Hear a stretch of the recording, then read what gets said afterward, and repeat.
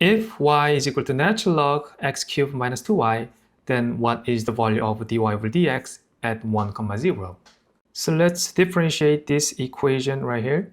We have y is equal to natural log x cubed minus 2y. And if we differentiate this equation in terms of x, then the derivative of y is dy over dx. It's equal to, we have natural log, right? So it's always 1 over whatever we have here, x cubed minus 2y times, by the chain rule, we're going to have to multiply by the derivative of this expression. That's 3x squared minus 2 times derivative of y is dy over dx. Now, since we are looking for the value of dy over dx at a specific point, we don't have to solve for dy over dx in this equation.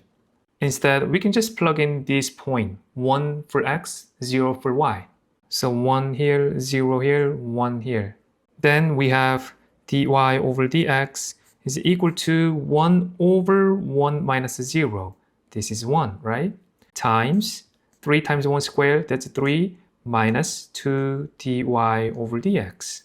So we have dy over dx is equal to 3 minus 2 dy over dx. Here, dy over dx, dy over dx. Then that's going to be 3 dy over dx is equal to 3. Then dy over dx is equal to 1.